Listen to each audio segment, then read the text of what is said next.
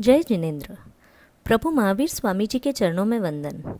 आज हम 25 बोल इस विषय में जानने का प्रयास करेंगे। क्या आप सभी जानते हैं कि 25 बोल क्या है? पहले हम यही समझने की कोशिश करते हैं। ये तो सभी जानते हैं कि आत्मिक सुख की प्राप्ति के लिए तत्व ज्ञान का बोध होना आवश्यक है। इसके लिए हमारे पास 32 आगम भी है, लेकिन आगम शास्त्रों को सही रूप में समझना पढ़ना इतना आसान नहीं है।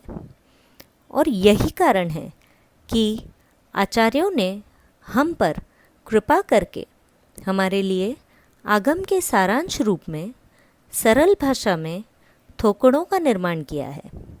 और ऐसा ही एक थोकड़ा है 25 बोल।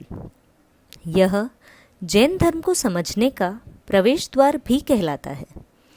25 बोल का थोकड़ा ऐसा सूत्रात्मक लघु ग्रंथ है जिसे समझकर ज्ञान, दर्शन, चारित्र की गहराई में उतरा जा सकता है और इसके माध्यम से आगम ग्रंथों के विशाल सागर का मंथन किया जा सकता है।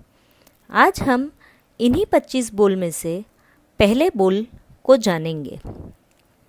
पहला बोल गति 4, नरक गति, तिर्यंच गति, मनुष्य गति, देव गति। जीव मरकर जहाँ जाता है उसे गति कहते हैं। पहली नरक गति। नरक गति में जाने के 4 कारण हैं। महाआरंभ मतलब एक साथ अनेक जीवों की हत्या। दूसरा महापरिग्रह, ज़रूरत से अधिक संग्रह करना। तीसरा मांस मदिरा का सेवन। चौथा पंचेंद्रिय जीव की हत्या। नरक 7 है।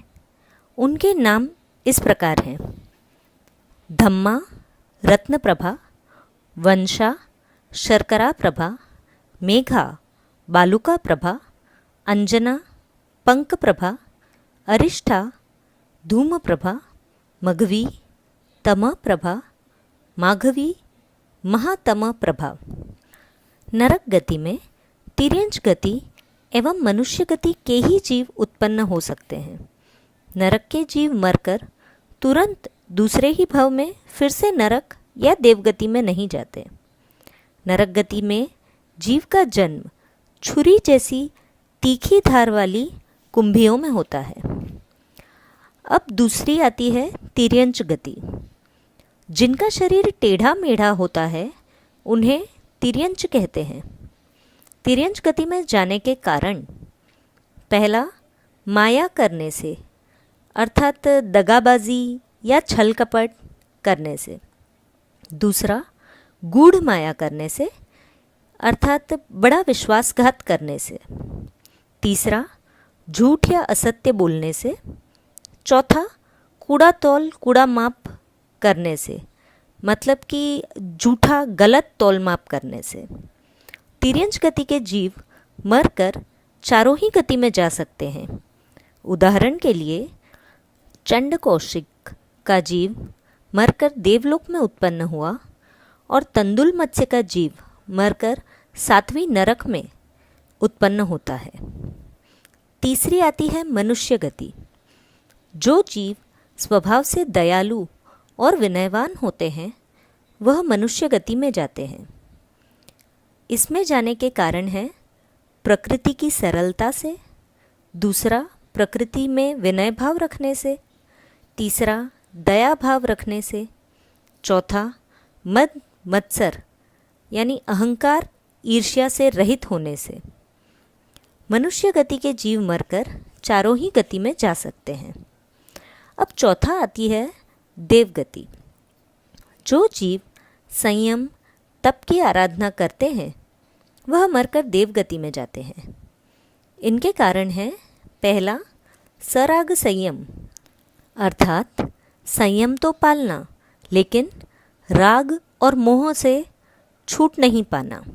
दूसरा संयमा संयम अर्थात गृहस्थ होते हुए भी श्रावक के 12 व्रतों का पालन करना।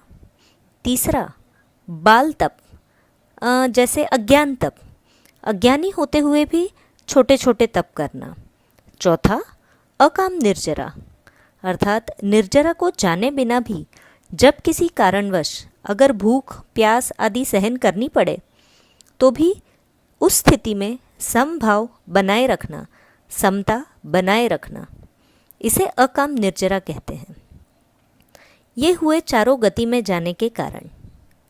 आशा है आपको ये ऑडियो पसंद आया हो। धन्यवाद।